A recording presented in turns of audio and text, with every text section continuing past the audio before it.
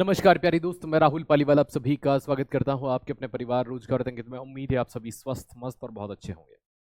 तो चलिए दोस्त, बिना किसी देरी के साथ आज की क्लास को शुरू करते हैं। बात करते हैं आज का जो आपका मेन टॉपिक होने वाला है वो किस पर बेस्ड होने वाला है। तो प्यारी दोस्त, आज का जो आपका टॉपिक है वो बेस्ड है एटम एंड मॉलिक्यूल के ऊपर। ठीक है।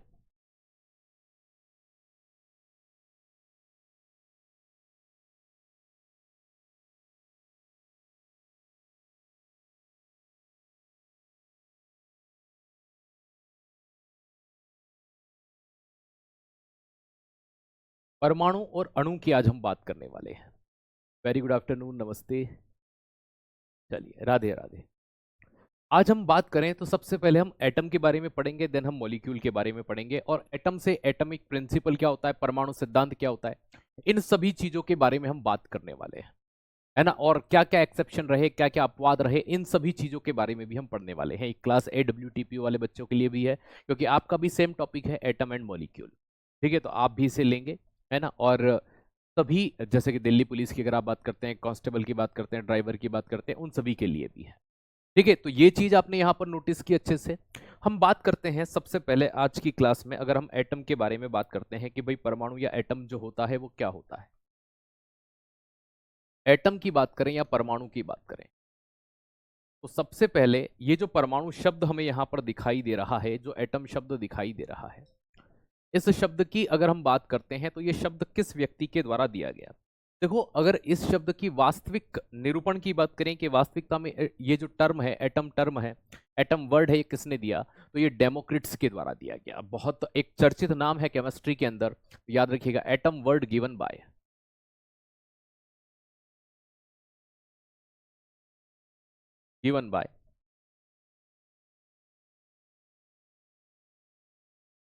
डेमोक्रिट्स। डेमोक्रिट्स वो व्यक्ति हैं जिन्होंने क्या दिया था, परमाणु शब्द दिया था। तो दोस्त याद रखना, परमाणु शब्द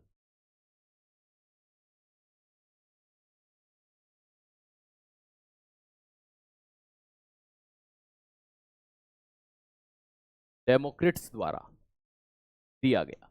अगर हम इसे देखते हैं कि परमाणु क्या होता है, अगर इसका मीनिंग निकालते हैं कि मीनिंग क्या होता है, तो एटम जो होता है,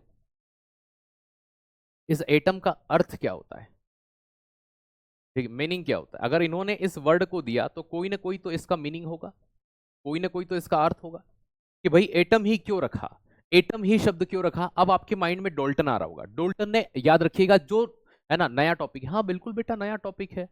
ठीक है, बस अगर आप चाहते हैं कि हर बार मैं ऐसा लिखूं कि ये नया टॉपिक है, तो ऑब्वियसली बात है, मैं लिख देता हूं न्यू टॉपिक। ठीक है, ये नया टॉपिक है आपका। चलिए, ओके। तो यहां की अगर बात करें तो एटम का मतलब क्या होता है, एटम का मतलब होता है सूक्ष्मतम, है ना, स्मॉलेस्ट। इसीलिए हम इसे स्मॉलेस्ट पार्टिकल कहते हैं, सूक्ष्मतम कण कहते हैं। तो सूक्ष्मतम कण की अगर हम बात करते हैं, स्मॉलेस्ट पार्टिकल,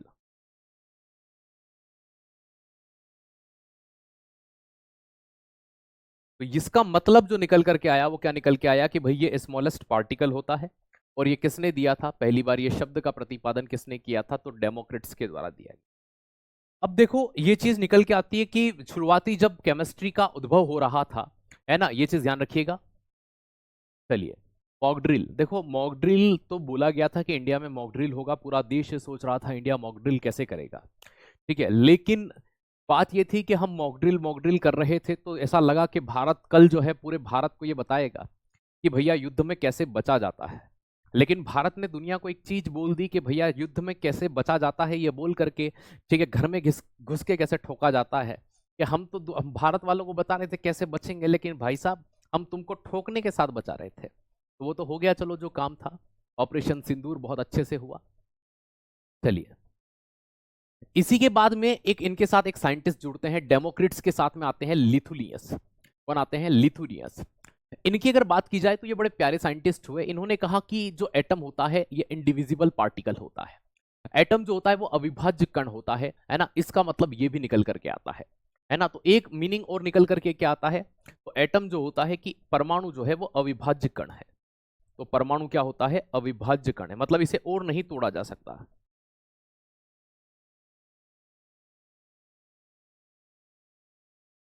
एटम जो है वो इंडिविजुअल होता है, मतलब इंडिविजिबल पार्टिकल होता है एटम, याद रखिएगा।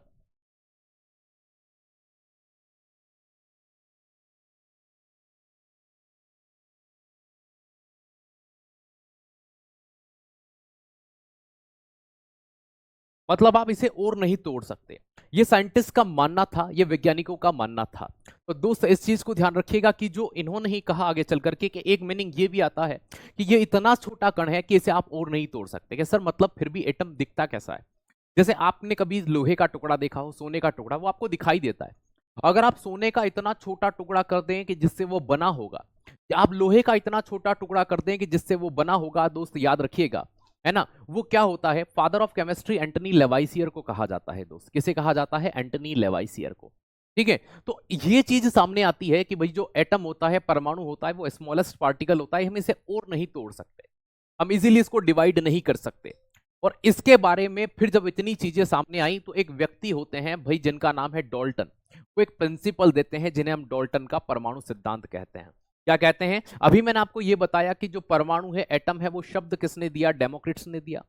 एटम शब्द जो होता है उसका मीनिंग होता है, उसका अर्थ होता है स्मॉलेस्ट या सूक्ष्मतम कण। तो ये चीज आपको समझ में आई? ठीक है, एटम बड़ा होता है कि मॉलिक्यूल बड़ा होता है? एटम से बड़ा मॉलिक्यूल होता है, परमाणु से बड़ा अणु होता है, परमाणु से मिलकर अणु बनते हैं। इसीलिए मैं आपको पहले परमाणु पढ़ा रहा हूं, क्योंकि परमाणु के बारे में समझ जाएंगे, एटम के बारे में समझ जाएंगे, तो मॉलिक्यूल एटम से बनते हैं। ओके, तो सबसे छोटा कौन होता है? एटम होता है, एटम से बड़ा होता है मॉलिक्यूल।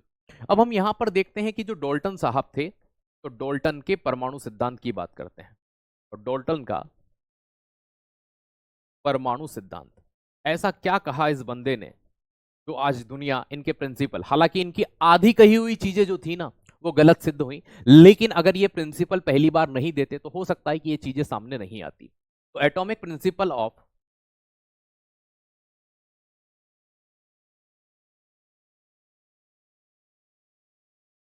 डॉल्टन्स, क्योंकि डॉल्टन ने दिया था तो भाई डॉल्टन्स का एटॉमिक प्रिंसिपल है।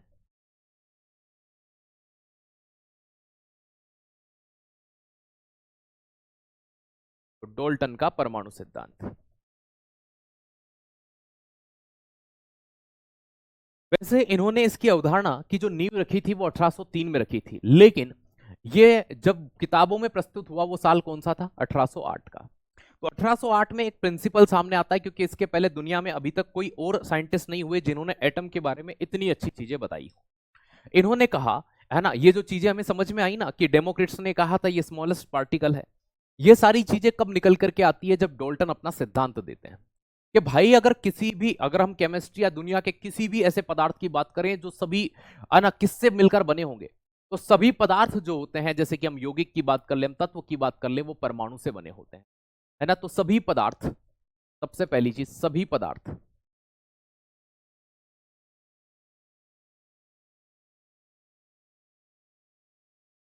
या आप यौगिक कह लीजिए, सभी पदार्थ यौगिक, है ना, या तत्व की बात कर लें, एवं तत्व का निर्माण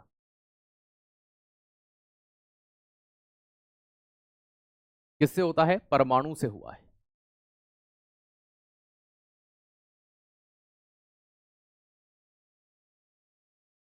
किससे हुआ है? परमाणु से हुआ है। तो दोस्त मैं ये कह सकता हूं कि ऑल मैटर या ऑल सब्सटेंस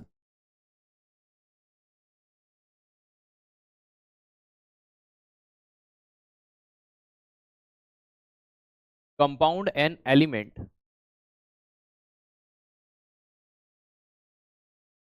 फॉर्म्ड बाय, है ना,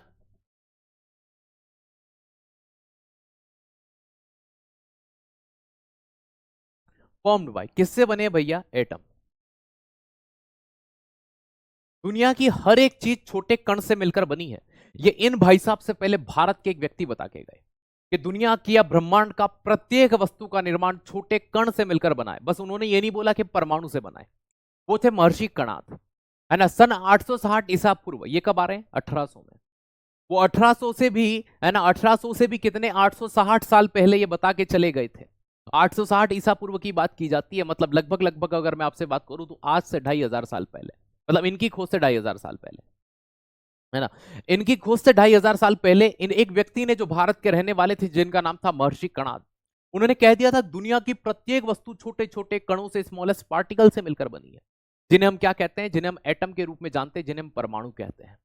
ये बात इनके द्वारा कही गई। इन्होंने दूसरा पॉइंट कहा, है ना, तो एटम जो होता है ये स्मॉलेस्ट पार्टिकल है।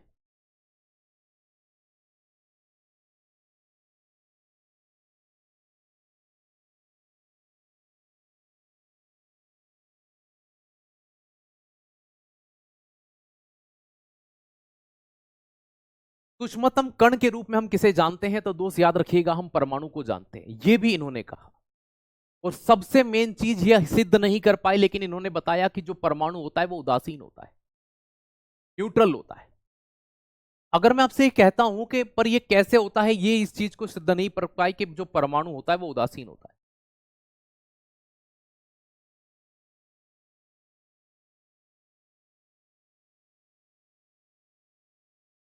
जो एटम होता है वो न्यूट्रल पार्टिकल होता है, ठीक है। तो न्यूट्रल इन स्टेट मैं बोल सकता हूं स्पेशली एटम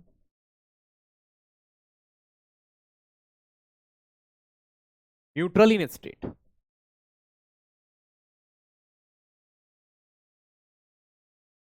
परमाणु जो होता है वो उदासीन, मतलब कि ना तो इस पे कोई पॉजिटिव चार्ज होता है प्रोटॉन की तरह, न ही इस पे कोई नेगेटिव चार्ज होता है इलेक्ट्रॉन की तरह। लेकिन क्यों होता है, ये इस चीज को सिद्ध नहीं कर पाई, इस चीज को नहीं बता पाई कि जो परमाणु होता है, जो एटम होता है वो न्यूट्रल होता है, तो क्यों होता है। लेकिन इन्होंने ये जरूर कहा कि इसके ऊपर कोई मतलब ऑब्वियसली बात है, इसके ऊपर कोई अन्य प्रकार का चार्ज नहीं होता, ये न्यूट्रल होता है, उदासीन होता है।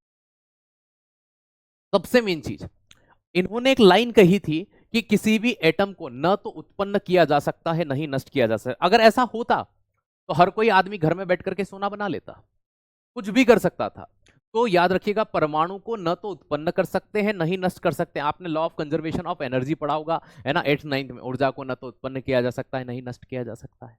इसी तरह से परमाणु को कभी न तो बना सकते हैं, ना नष्ट कर सकते। जैसे लोहे में जंग लगती है तो लोहा वापिस से मिट्टी में मिल जाएगा, आप उसका वापिस से पृथक्करण करके सेपरेट करो, उसको वापिस से लोहा अलग करो, हो जाएगा, खत्म नहीं होती चीजें, है ना। तो याद रखना परमाणु कभी भी न तो बनता है, न ही नष्ट होता है। तो भाई इस चीज को ध्यान रखना, परमाणु को न तो उत्पन्न किया जा सकता है,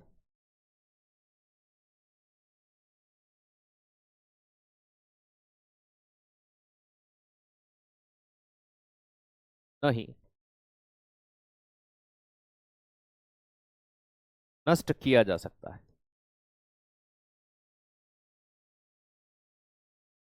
तो हम किसी भी प्रकार से परमाणु को न तो बना सकते हैं, न ही नष्ट कर सकते हैं। Neither be created nor be destroy. Atom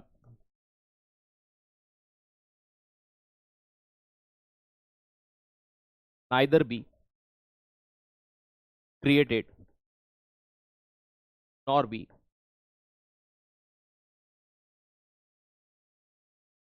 destroy.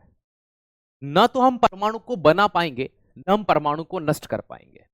ये एक बेसिक सी थ्योरी इनके द्वारा दी जाती है, लेकिन इनकी बहुत सारी चीजें गलत हुई। जैसे इन्होंने कहा कि भैया परमाणु उदासीन क्यों होता है, लेकिन ये बता नहीं पाए, है ना। ये चीज ध्यान रखिएगा। दूसरी चीज इन्होंने कहा सूक्ष्मतम कण है, लेकिन आगे चल करके इससे भी छोटे कण जैसे कि प्रोटॉन खोजे गए, इसी के अंदर से निकले ना, इसी के अंदर से निकला, प्रोटॉन निकला, इलेक्ट्रॉन निकला, न्यूट्रॉन निकला, फोटोन पार्टिकल निकले, न्यूट्रिनो निकले, है ना भाई, एंटी पार्टिकल जिसे हम कहते हैं, तो एंडरसन ने जिसकी खोज की थी। तो भाई इस तरह के बहुत सारे छोटे छोटे कण खोजे गए, तो ये भी आगे चलकर ये पॉइंट गलत हुए, भले हुए, लेकिन शुरुआती दौर में अगर ये इन चीजों को नहीं बताते तो हो सकता है कभी खोज होती। क्या देखो, आप अक्सर ये सोचते हैं, है ना, कि हमें कोई ताना मारता है कि तेरा कुछ नहीं होगा, ये नहीं होगा, वो नहीं होगा, लेकिन ऐसे नेगेटिव लोग आपको कहीं ना कहीं क्या करते हैं, आपको पॉजिटिव होने के लिए प्रेरित करते हैं कि आप क्या करेंगे, आप इन लोगों को गलत साबित करने के लिए मेहनत करेंगे कि इनके मुंह पे एक दिन मैं तमाचा मारूंगा। ठीक उसी तरह से यहां पर ये जो डोल्टन का एटॉमिक प्रिंसिपल था, जब इन्होंने दिया, तो इनके सिद्धांत में भले आज हम ये कह सकते हैं कि कुछ चीजें आज पॉसिबल नहीं हो पाई, लेकिन हमें ये चीज तो पता चल गई थी कि भैया ये चीज एटम के सापेक्ष में होती है, परमाणु के सापेक्ष में होती है, जो जॉन डॉल्टन ने हमें बताया। डॉल्टन ने ही ये चीजें प्रूव करके हमें आगे सिद्ध करने के लिए दी कि भैया इस तरह की चीजें हो सकती हैं, इस तरह की चीजें पाई जा सकती हैं। लेकिन जब इतनी चीजें सामने आई तो फिर कहीं ना कहीं एक चीज हमारे माइंड में ये आने लगी होगी कि भाई इनके कुछ कथन रहे होंगे, स्टेटमेंट रहे होंगे, जिसके कारण से ये चीज हुई। भाई अब आइए वो कौन कौन से हैं हम देखते हैं कि अगर हम इनको देखते हैं कि भाई डॉल्टन के कुछ कथन फेमस है जो हमारी एग्जाम में सीधे पूछे जाते हैं। स्टेटमेंट ऑफ डॉल्टन, ये तो एक इनका प्रिंसिपल हो गया। वो कौन से प्रिंसिपल रहे, वो कौन से रहे, तो आइए देखते हैं डॉल्टन के स्टेटमेंट ऑफ डॉल्टन।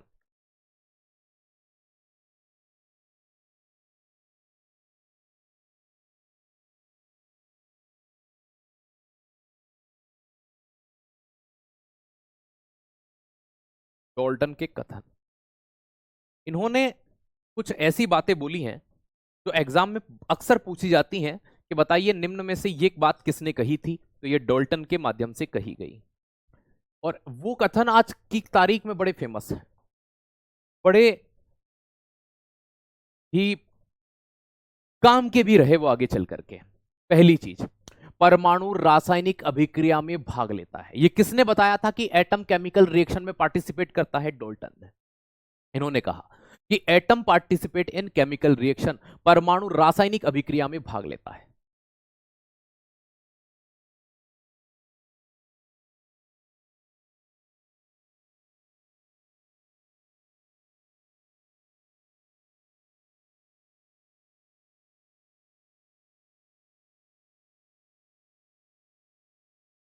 पहली चीज इन्होंने बताई है।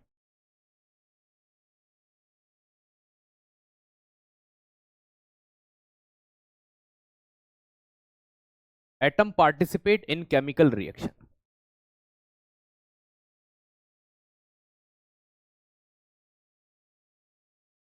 परमाणु रासायनिक अभिक्रिया में भाग लेता है, ठीक है, लेकिन परमाणु स्वतंत्र नहीं पाया जाता। मॉलिक्यूल स्वतंत्र होता है लेकिन परमाणु नहीं होता। परमाणु स्वतंत्र अवस्था में नहीं पाया जाता। Atom not found in free state. ये इनके नियम में समझो या जैसे भी आप समझो, ये चीज ध्यान रखना।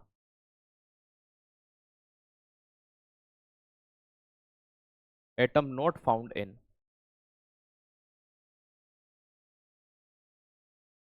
फ्री स्टेट,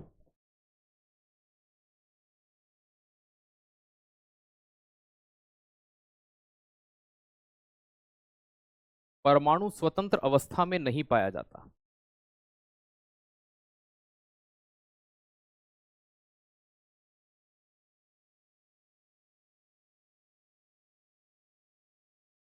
यहां पर एक एक्सेप्शन याद रखना, स्वतंत्र अवस्था में कौन पाया जाता है, हालांकि हम इसे अलग से पढ़ेंगे, लेकिन फिर भी आप यहां पर थोड़ा सा ध्यान रख लेना।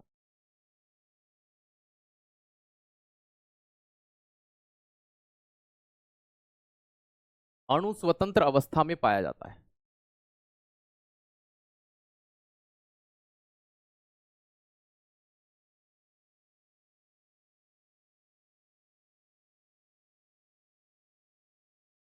परमाणु नहीं पाया जाता लेकिन मॉलिक्यूल पाया जाता है।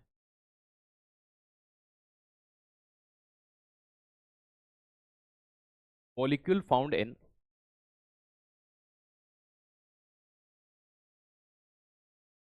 Free state.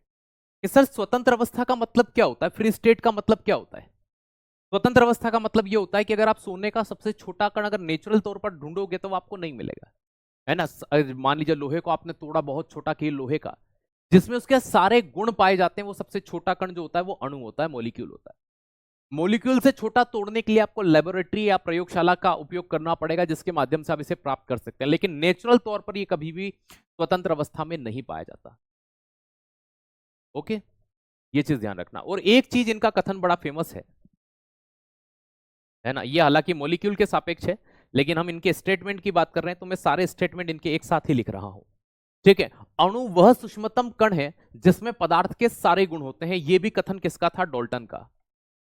अणु वह सूक्ष्मतम कण है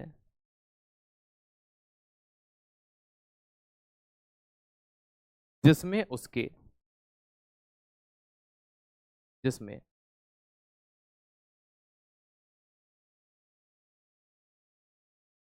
तत्व के सारे गुण होते हैं।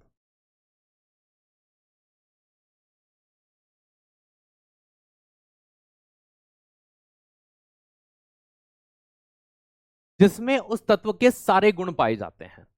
Molecule smallest particle which have all properties of element. तो दोस्त याद रखिएगा, इसे हम ये कह सकते हैं कि ये वो सबसे छोटा कण है, ये वो सबसे छोटा कण है जिसमें उसके सारे गुण पाए जाते हैं।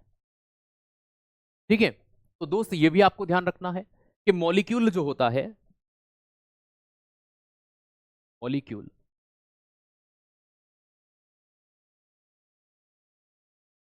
स्मॉलेस्ट पार्टिकल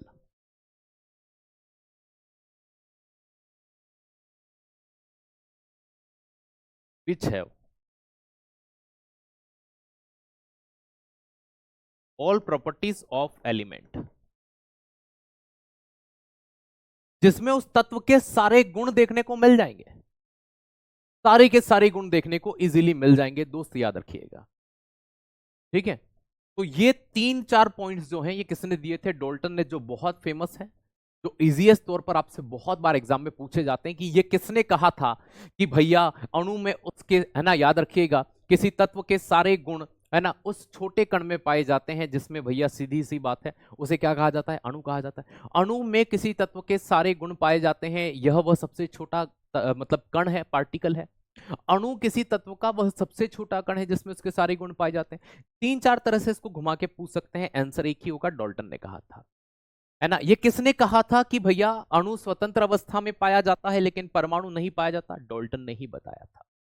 ठीक है, ये जो 3 पॉइंट्स, परमाणु रासायनिक अभिक्रिया में भाग लेता है, atom participate in chemical reaction, ये जो 4 पॉइंट्स हैं, आप चाहे पेपर उठा के देख लेना, प्रीवियस ईयर उठा के देख लेना, यहां आपको एज इट इज प्रश्न मिल जाएगा। एक ये वाला जरूर मिलता है एग्जाम के अंदर, और एक ये वाला। ये 2 कथन, 2 स्टेटमेंट बहुत पूछी जाती है, तो ये 2 स्टेटमेंट आपको अच्छे से यहां पर ध्यान रखनी होगी, किसके लिए, एटम के लिए, परमाणु के लिए, और मॉलिक्यूल दोनों के लिए। अब देखो, एक वर्ड आता है, आपने अक्सर ये चीज सुनी होगी कि जैसे हम एटम को पढ़ते हैं तो कई बार हमसे पूछा जाता है कि इनमें से एक परमाणविक कौन सा है, द्विपरमाणविक कौन सा है, त्रिपरमाणविक कौन सा है। बच्चा बड़ा कंफ्यूज होता है ना, कि ये जब भी हमसे ये वर्ड पूछे जाते हैं, ये स्टेटमेंट पूछे जाते हैं एटम के लिहाज से, परमाणु के लिहाज से, हम बड़े कंफ्यूज होते हैं कि इसमें हम क्या जवाब दें।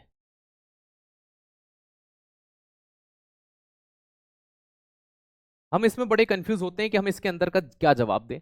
तो दोस्त याद रखिएगा, पहले नंबर पर, है ना, मैं यहां पर पहले लिख लेता हूं ताकि बताने में आसानी हो। एक परमाणविक मतलब भाई मोनो एटॉमिक होता है।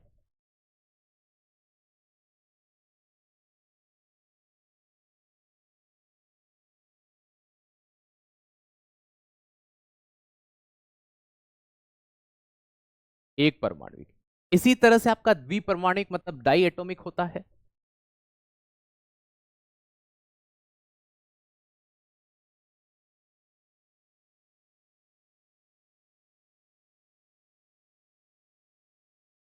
इसी तरह से आपका क्या होता है, त्रिपरमाणिक, भाई सीधी सी बात है, याद रखना, ट्राई एटॉमिक होता है। और इसी तरह से बहुपरमाणविक होता है।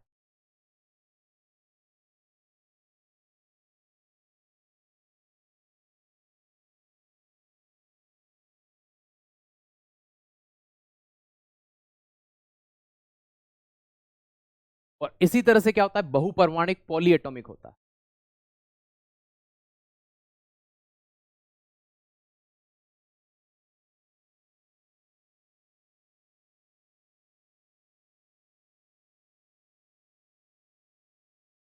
अब इन चीजों को जब आप पढ़ते हैं, समझते हैं, तो ये होते क्या है, इनको लेकर के एक द्वंद मन मस्तिष्क में उत्पन्न होता है, और यहां से मोस्ट रिपीटेड है, याद रखिएगा, मैं स्टार लगा देता हूं। ठीक है, आप किसी भी एसएससी की एग्जाम को दे, वहां से यहां से प्रश्न जब भी आपको इस तरह के प्रश्न पूछे जाएं, जैसे मान लीजिए मैंने एक प्रश्न यहां पर लिखा, है ना, एक प्रश्न लिखा, विच इज, या फिर इनको और इजी कर लेते हैं,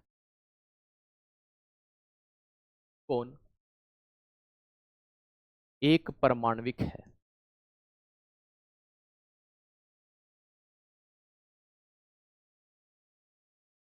मोनो एटॉमिक। ठीक है ना, ये इजीएस्ट तौर पर मैंने सरलतम, क्योंकि पूरा लिखूंगा पूरा बोर्ड भर जाएगा। इनमें से कौन एक परमाणविक है, 1, 2, 3 और 4। यहाँ पे भी ऑप्शन है 1, 2, 3 और 4। अब समझना, 4 ऑप्शन बनेंगे। अब क्या होगा,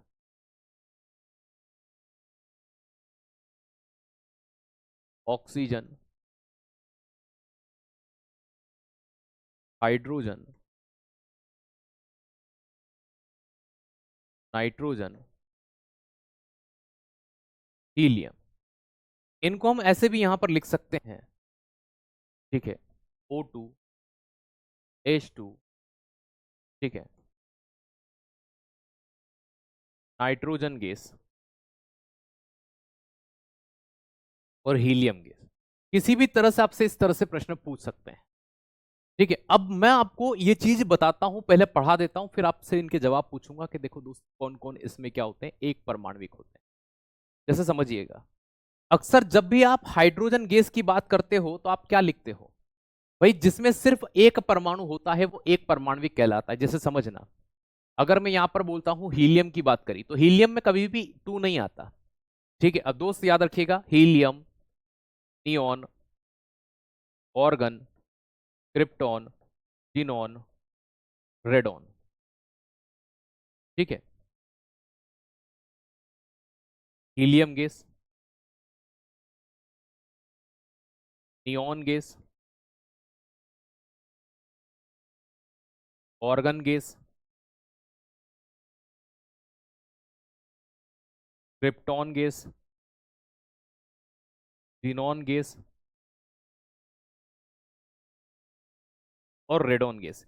ये सभी जो होते हैं, ये क्या होते हैं आपके दोस्त, याद रखिएगा, ये एक परमाणु। इनमें सिर्फ हीलियम आई है तो एक आई है। अब जैसे मैं यहां द्विपरमाणविक की बात करता हूं तो यहां द्विपरमाणविक क्या होगा, जैसे कि मैं H2 लिख रहा हूं। अब आप देखो, यहां पर हाइड्रोजन के कितने मॉलिक्यूल आए कि सर दो, तो दो परमाणु आए हैं इसलिए क्या हो गया, द्विपरमाणविक हो गया, डाई एटॉमिक हो गया। इसी तरह से आप यहां पर लिखते हैं O2, तो ये क्या हो जाता है, द्विपरमाणविक। इसी तरह से आप लिखते हैं N2, नाइट्रोजन, तो नाइट्रोजन भी क्या हो जाता है, द्विपरमाणविक हो जाता है, N2, है ना। तो ये इस तरह से जहां दो मॉलिक्यूल आ गए, देखो दो आए हाइड्रोजन, दो ऑक्सीजन आई, दो नाइट्रोजन, तो ये द्विपरमाणु। कि सर अगर सिंगल एच लिखा होता तो सिर्फ, अगर मान लीजिए ऐसा एच लिखते तो हम इसे क्या कहते, इसे आप क्या कहते, एक परमाणविक कहते हैं। क्या कहते हैं, एक। लेकिन जब भी आपको सिर्फ नाम लिख करके बोला जाए, जैसे हाइड्रोजन, तो ये मानना कि वो गैस की बात कर रहा है। जैसे नाइट्रोजन, तो ये मानना कि वो गैस की बात कर रहा है। सिर्फ ऑक्सीजन लिखा जाए तो ये मानना कि वो ऑक्सीजन। जब तक आपको ये सिंगल नहीं दिखाई दे तब तक आप उसे गैस ही मानेंगे, और गैस हमेशा दो मॉलिक्यूल्स की बनी होती है, सिर्फ इनको छोड़ दिया जाए तो। इसी तरह से त्रिपरमाणिक में कौन आएगा दोस्त, याद रखिएगा, O3। O3 को आप क्या बोलते हैं, ओजोन गैस बोलते हैं। अब इसमें ऑक्सीजन के तीन अणु, भाई तीन परमाणु आए, अणु नहीं परमाणु, तो भैया देखो O3 मतलब तीन ऑक्सीजन आए यहां पर। इसी तरह से जैसे मैं N3 बोल दूं कल को, तो N3 मतलब नाइट्रोजन तीन बार आया हो। तो जब भी आप इस तरह की चीजें देखें तो या तो ये चीज ध्यान रखिएगा, अगर नाम लिखा हो तो आप ये समझिएगा वो गैस की बात कर रहे हैं, या फिर उनके पीछे नंबर्स लिखा हो तो उन्हें पहचानने की कोशिश करिएगा, ठीक है। इसी तरह से होता है पॉलीएटॉमिक या बहुपरमाणुक। बहुपरमाणुक मतलब अब तीन से जहां नंबर बहुत ज्यादा देखने को मिल जाते हैं। एग्जाम में मोस्ट रिपीटेड होता है, आपकी एग्जाम में आता है सल्फर। क्या आता है,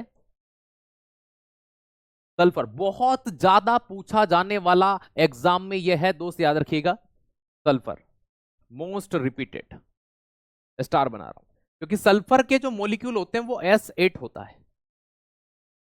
क्या होता है, S8, मतलब सल्फर के कितने मॉलिक्यूल आए, 8 मॉलिक्यूल। अब यहां से जो प्रश्न बनेंगे वो आप बना पाते हैं या नहीं।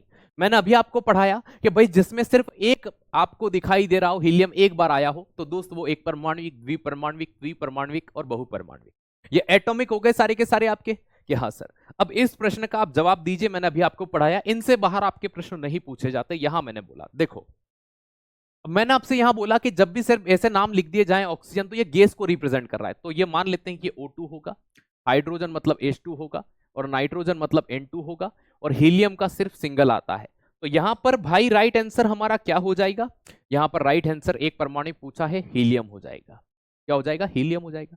यहां पर राइट आंसर भी क्या हो जाएगा, हीलियम, क्योंकि नाइट्रोजन गैस बोला है, और देखो यहां O2 लिखा है, यहां H2 लिखा है, और यहां पर क्या हो जाएगा, N2। इसी तरह से मैं एक प्रश्न आपसे और पूछ लेता हूं, त्रिपरमाणविक, ठीक है, ट्राई एटॉमिक, इनमें से कौन सा होगा।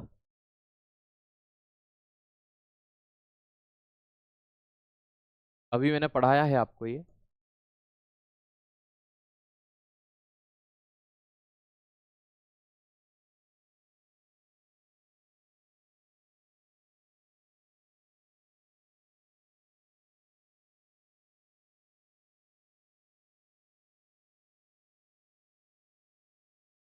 बताइए।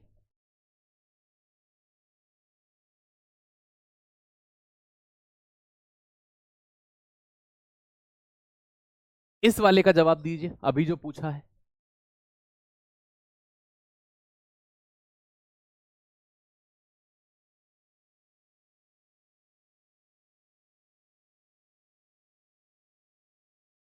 बहुत बढ़िया। राइट आंसर क्या हो जाएगा? ओजोन हो जाएगा, O3 हो जाएगा। ये इतने में ही पूछा जाता है। उम्मीद है आप इसको अब कर लेंगे बहुत अच्छे से। अब हम देखते हैं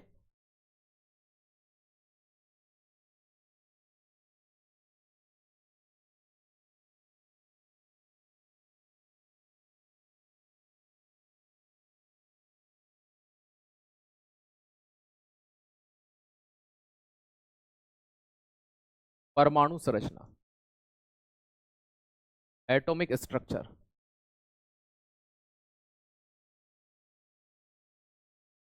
परमाणु संरचना की बात करते हैं, एटॉमिक स्ट्रक्चर की बात करते हैं।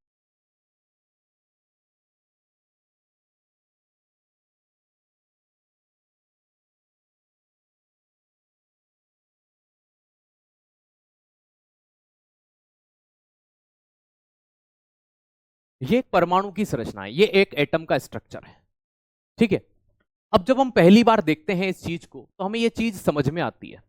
ये चीज हम देखते हैं तो हमारे माइंड में आता है कि भाई ये चीज क्या होगी, किस तरह से होगी, कैसे पाई जाएगी। ठीक है। अब जब मैं आपको ये चीज समझाता हूं तो ये अंदर की जो संरचना आपको दिखाई दे रही है, ये नाभिक कहलाती है।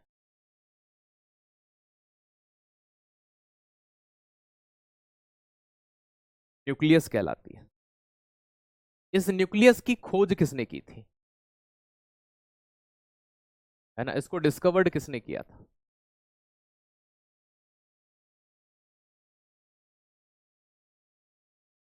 तो डिस्कवर्ड बाय रदरफोर्ड साहब। रदरफोर्ड वो आदमी है जिसने नाभिक या न्यूक्लियस को खोजा था। अब देखो, इस न्यूक्लियस को अगर आप यहां पर देख पा रहे हैं तो यहां पर आपको मैं एक चीज समझाता हूं कि इसके बीच में बिल्कुल यहां पे एक सेंटर पॉइंट होगा ये। अब इस सेंटर पॉइंट से एक लाइन तो दोस्त ये यहां तक भी आएगी, एक लाइन ये यहां तक भी आएगी। अब मुझे एक बात बताओ कि आपने थोड़ी बहुत मैथ्स पढ़ी होगी, ये क्या चीज है?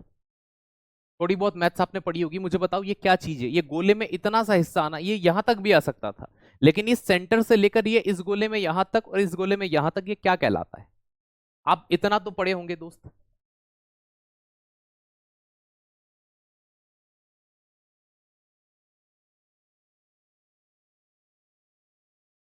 हाँ बिल्कुल।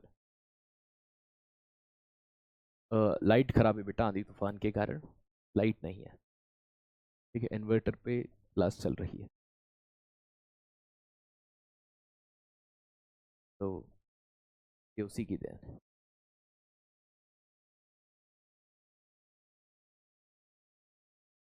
रेडियस है, बहुत बढ़िया। समझ गए ना? अब देखो, ये पूरा के पूरा हिस्सा परमाणु कहलाता है, ये वाला नाभिक कहलाता है। और ये पूरा हिस्सा क्या कहलाता है? परमाणु कहलाता है। पूरा भाग क्या कहलाएगा? परमाणु या एटम। ये रेडियस जो बनेगी ना, ये रेडियस किसकी हो जाएगी? तो रेडियस ऑफ, ठीक है, ये क्या हो जाएगी? रेडियस हो जाएगी, बिल्कुल सही। रेडियस हो जाएगी, रेडियस हो जाएगी भाई। ठीक है, बिल्कुल सही है। तो radius of atom,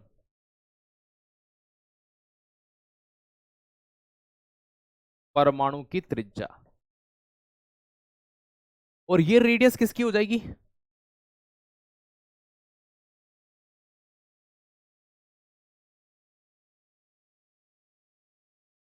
radius of nucleus.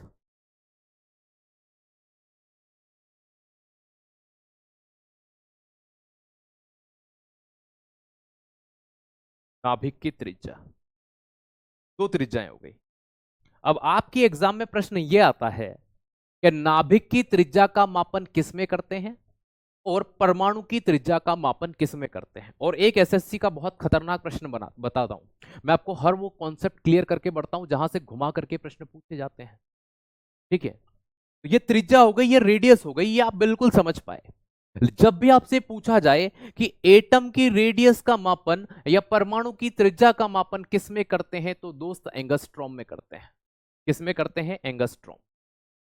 ठीक है, तो एक एंगस्ट्रॉम बराबर 10⁻⁻10 मीटर।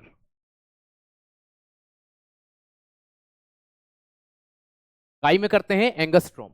एटम की रेडियस का जो मेजरमेंट होता है वो, इस ए का मतलब क्या होता है? एंगस्ट्रॉम होता है।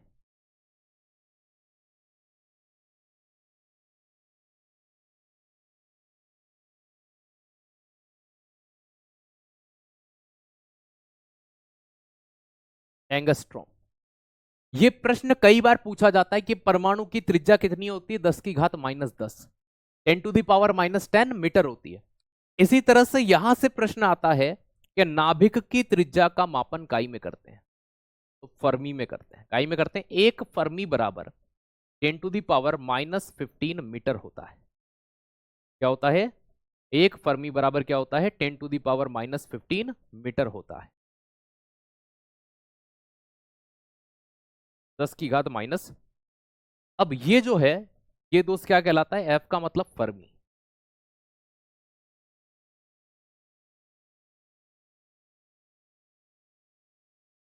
प्रश्न यहां से ये नहीं बना। अब इन दोनों को जब आप देखोगे ना, तो एक चीज समझ में आएगी, एंगस्ट्रॉम। ठीक है, देखो, ये नाभिक की त्रिज्या थी।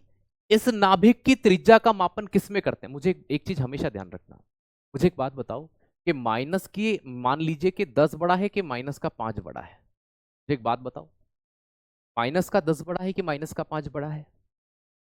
माइनस की वैल्यू जितनी बड़ी होती है ना, वो उतना छोटा होता है। ये चीज ध्यान रखना। तो बड़ा कौन होगा? -5। छोटा कौन होगा? -10। जैसे आप इसको ऐसे समझिए, किसी पे 10 लाख का कर्जा है, किसी पे 5 लाख का कर्जा है। दोनों में से कौन ज्यादा ऋण में है, कौन ज्यादा छोटा है? 10 लाख के कर्जे वाला, क्योंकि उसे 10 लाख देना है। तो एक चीज आप यहां समझ गए कि एक को 10 लाख देना है और एक को भैया 5 लाख देना है, तो ऑब्वियसली बात है कि 5 लाख वाला कम घाटे में है ना। तो यहां पर इन दोनों में बड़ा कौन था? तो -5 बड़ा था, -10 की तुलना -10 छोटा था। अब जब भी आपसे पूछा जाए कि ये वाला हिस्सा, अंदर वाला जो नीला दिखाई दिया, ये न्यूक्लियस है, तो नाभिक जो है, न्यूक्लियस जो है, इस न्यूक्लियस का मापन काई में करते हैं? फर्मी में। 1 फर्मी इक्वल टू 10⁻−15 मीटर होता है। इसी तरह से एटम की रेडियस, परमाणु की त्रिज्या का मापन काई में करते हैं। एक एग्जाम में प्रश्न आया, ठीक है, एक एग्जाम में, अभी मैं वापस आपको वहां लेके चलूंगा। मैं आपको हर क्लास के में प्रश्न बीच में इसलिए ऐड करवा देता हूं। ठीक है,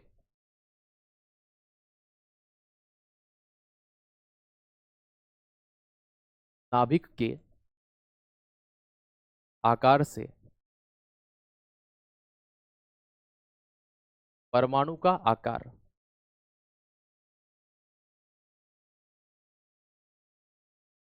कितने गुना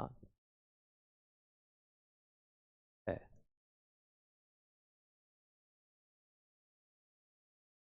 साइज ऑफ एटम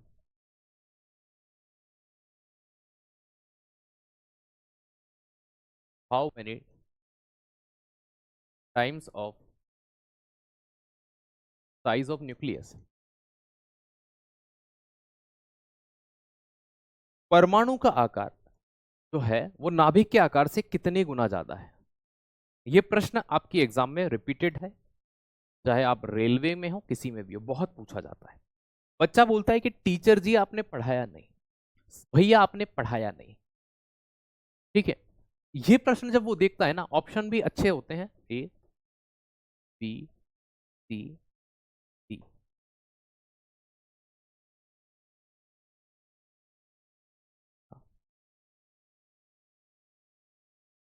1000 गुना, 10,000 गुना, 1 लाख। लेकिन हम कहते हैं बच्चों को, भाई हम आपको पढ़ा कर जा रहे हैं आगे, इस तरह की जैसे भी प्रश्न बनेंगे ना जो थोड़े से घुमावदार होंगे, मैं वो आपको सारे लेके चलूंगा। अब देखो दोस्त, मैंने अभी आपको क्या पढ़ाया था, मैंने आपको नाभिक का आकार पढ़ाया। नाभिक की जो रेडियस होती है वो कितने टाइम्स है, 10⁻⁻15, 10⁻⁻15। परमाणु की त्रिज्या कितनी है, 10⁻⁻10 मीटर। अब यहां पर आइएगा, अगर मैं एटम की रेडियस को लिखता हूं,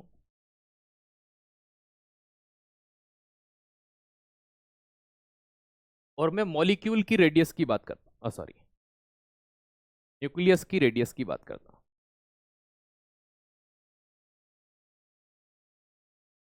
तो एटम की जो रेडियस होती है वो एंगस्ट्रॉम में मापी जाती है और इसकी फर्मी में मापी जाएगी भैया। तो 1 एंगस्ट्रॉम बराबर 10⁻⁻10 मीटर, यहां 1 फर्मी बराबर 10⁻⁻15। अब आप खुद नोटिस कर सकते हैं, अब आप खुद समझ सकते हैं, ठीक है।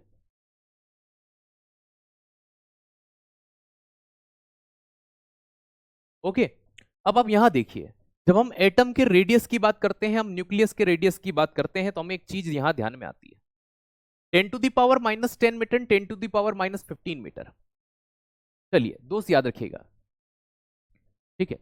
त्रिपरमाणविक के और उदाहरण बताइए बेटा, और उदाहरण P3 ले सकते हो, फास्फोरस 3 P3 ले सकते हो, लेकिन मैं उतने ही एग्जांपल्स लिखता हूं जो आपके एग्जाम पॉइंट ऑफ व्यू से महत्वपूर्ण है।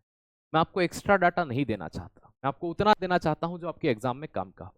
अब देखो दोस्त, इस 10⁻⁻10 को लीजिए और इस 10⁻⁻15 को लीजिए।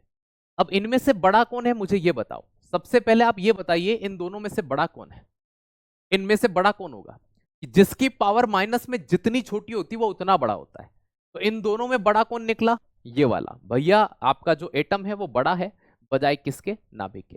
कितने का डिफरेंस है, 10⁻⁻5 का अंतर है, ठीक है। ये डिफरेंस है, मतलब ये इतना छोटा है तो ये इतना बड़ा होगा, तो ये 10⁻5 बड़ा है इससे, परमाणु इससे क्या होगा, इतना बड़ा होगा, इतना बड़ा होगा। जैसे आप ये समझिए, आप और हम हैं, मुझ पे 15 लाख का कर्जा है, आप पे 10 लाख का कर्जा है। आप मुझसे कितने पैसे ज्यादा सेविंग कर सकते हैं, क्योंकि मुझे 15 लाख कमा कर देना है, आपको 10 लाख देना है, कि सर 5, समझना, आप +5 है, मैं -5 हूं, हम दोनों की तुलना करें तो आप +5 है, मैं -5 हूं आपकी तुलना में, क्योंकि मुझे 15 लाख का कर्जा देना है, आपको 10 लाख का देना है। अगर हम दोनों 15-15 लाख कमाते हैं तो आपके पास 5 लाख बचेंगे, जबकि मेरे पास नहीं बचेंगे, तो आप प्लस के 5 होंगे, मैं माइनस का 5 होंगे। इस 10⁻5 को अगर आप देखोगे, आप लिखोगे तो क्या आप इसे ये लिख सकते हो, 1 2 3 4 और 5। ये प्रश्न एग्जाम में पूछा गया था, ये बड़ा होगा ना, नाभिक के आकार से परमाणु का आकार कितने गुना है, तो ये जो परमाणु, ये जो एटम है, ये इस न्यूक्लियस की रेडियस से कितना, 1 लाख गुना बड़ा है, 1 लाख गुना बड़ा है, क्योंकि 10⁻5 बड़ा होगा, वो पॉजिटिव का है 5। बात समझे, ये पॉइंट किस किस को समझ में आया, ये एसएससी और रेलवे ने जब जब पूछा है, बच्चा इसमें कंफ्यूज हुआ है और वो इसको गलत करके आया है। क्या अब ये समझ में आया, ये प्रश्न समझ में आया क्या? अरे बेटा, त्रिज्या से ही तो चीजें निकलेगी, त्रिज्या से आप निकालोगे तो भी वही चीज आएगी, रेडियस से ही तो निकलेगा आकार। आप कभी किसी वृत्त का आकार निकालने के लिए त्रिज्या, बिना त्रिज्या के रेडियस का आकार निकाल सकते हो क्या?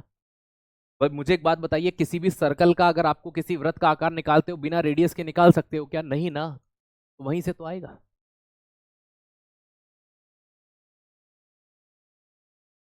चलिए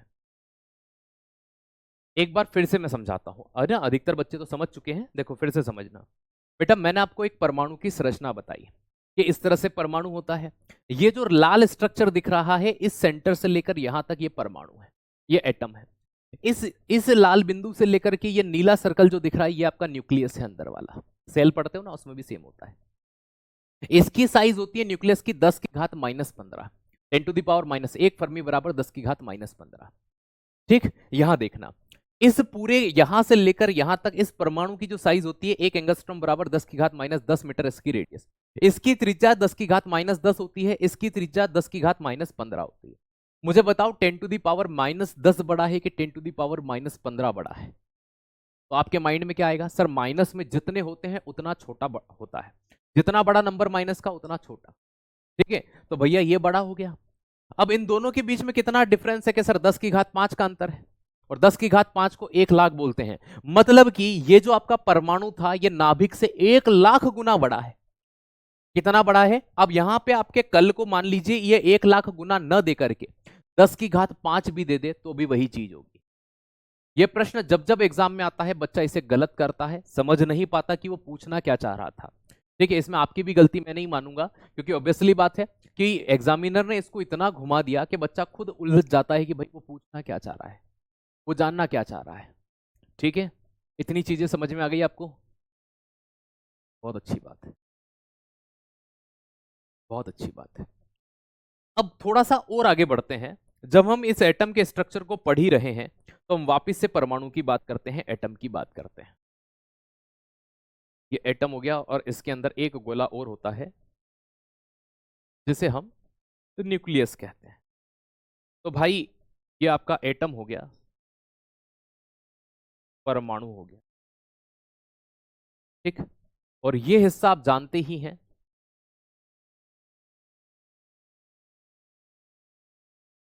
ये नाभिक हो गया, न्यूक्लियस हो गया, है ना। प्लस माइनस का खेल था, वहां कुछ नहीं था, बस थोड़ा सा मैथ्स था वहां पर। ठीक है, अब यहां समझना।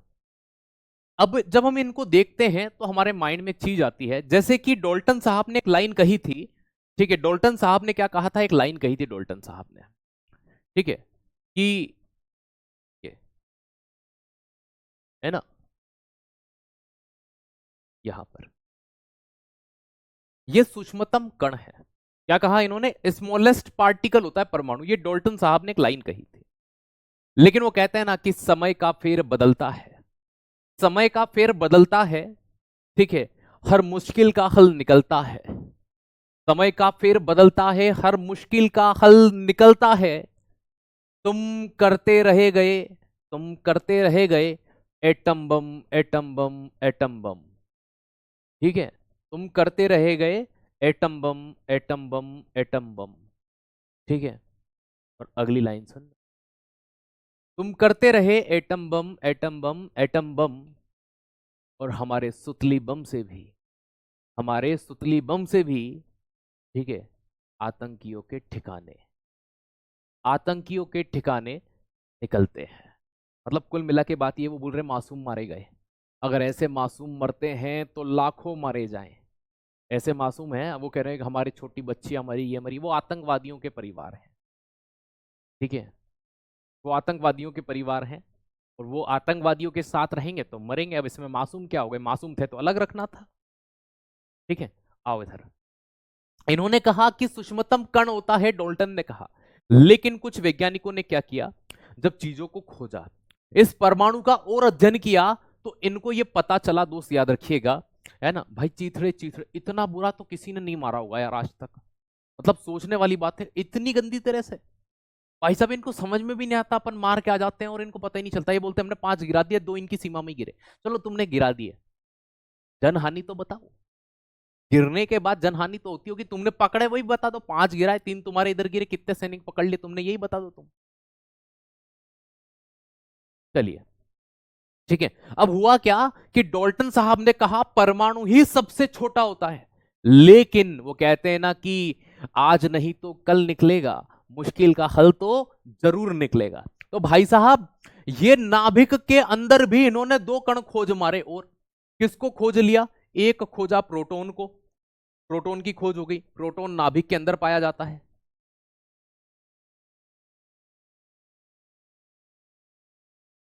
प्रोटॉन खोज लिया भैया। एक कण और खोजा गया बाद में, जिसे न्यूट्रॉन कहा गया।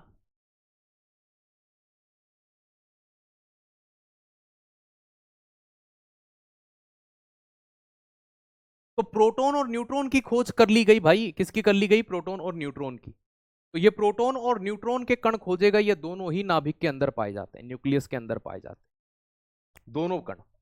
और इलेक्ट्रॉन जो होते हैं इसके चारों ओर चक्कर लगाते हैं भाई। तो ये 3 कण और छोटे छोटे खोज लिए गए। तो देखो बात गलत हुई कि नहीं हुई? नहीं तो ये क्या है? ये कण ही तो है। किसने खोजा, क्या खोजा, सब पढ़ेंगे। अभी थोड़ी थोड़ी बात कर रहे हैं इनके बारे में। अभी हम मेन फोकस इस पे कर रहे हैं परमाणु पर, है ना। अभी मत बोलना प्रोटॉन किसने खोजा, ये किसने खोजा, सब बताऊंगा। ठीक है, लेकिन थोड़ा बहुत इनके बारे में हम जानकारी ले लें तो चीजें पढ़ने का मजा आता है। अब देखो, ये परमाणु नाभिक के बाहर कौन चक्कर लगाता है? इलेक्ट्रॉन। और जहां तक इलेक्ट्रॉन चक्कर लगाते हैं वो परमाणु का आकार होता है। परमाणु का आकार इस नाभिक के आकार से 1,00,000 गुना बड़ा होता है, हमने अभी इसको पढ़ा है। और भाई इस नाभिक के अंदर दो प्रकार के कण पाए जाते हैं जिन्हें हम प्रोटॉन और न्यूट्रॉन कहते हैं। तो नाभिक का एक्चुअल में है ना, परमाणु का जो टोटल द्रव्यमान होता है वो नाभिक का द्रव्यमान होता है। तो याद रखना, मास ऑफ न्यूक्लियस,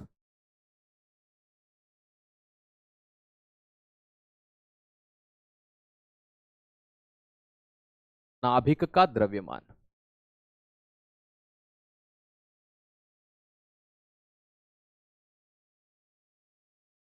ये बराबर होता है किसके?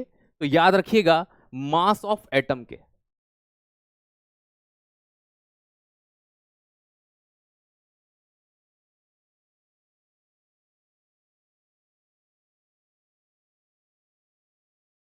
परमाणु का द्रव्यमान।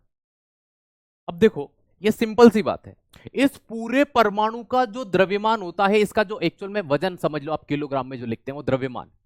तो जो द्रव्यमान होगा वो इस पूरे परमाणु का सिर्फ इतने से में होता है। मेन जो मास होता है वो कहां होता है? द्रव्यमान।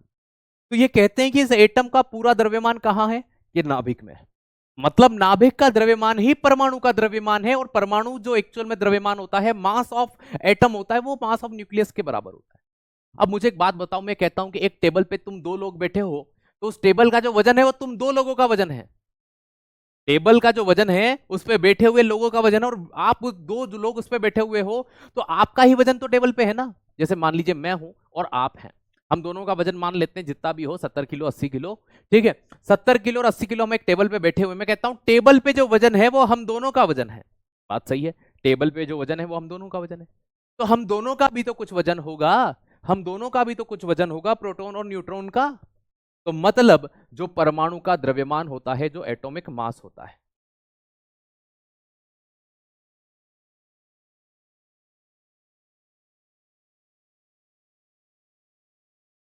वो वास्तविकता में किसके बराबर होता है? तो याद रखना, नंबर ऑफ प्रोटॉन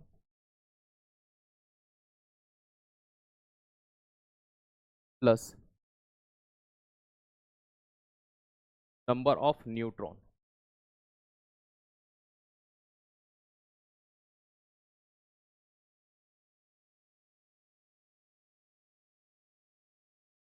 प्रोटॉन की संख्या प्लस न्यूट्रॉन की जो संख्या होती है, अभी मैं आपको डिटेल से सारी चीजें पढ़ाऊंगा,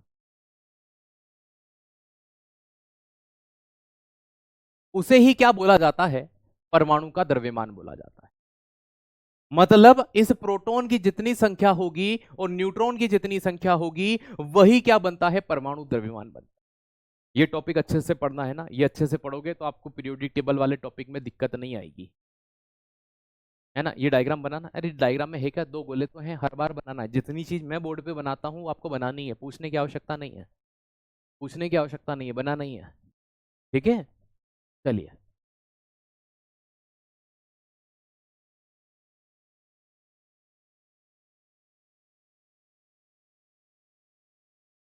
और ये इलेक्ट्रॉन तो बाहर चक्कर लगाते हैं भैया,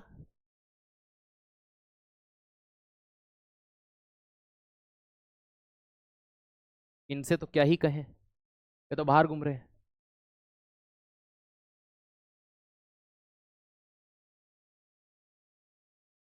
हाँ, AWTPO की भी यही कॉमन टॉपिक आपके सेम रहेंगे, जो आपके एक्स्ट्रा टॉपिक हैं वो मैं अलग अलग संडे मतलब सैटरडे सैटरडे अलग से करवाऊंगा। ठीक है, इतनी चीज आज के लिए बहुत है दोस्त। बाकी का इसके आगे का पार्ट हम कल करेंगे, मैं इस स्लाइड को कल भी लगाऊंगा क्योंकि इसके आगे ही हम कल पढ़ने वाले हैं। थैंक यू सो मच, जय हिंद जय भारत।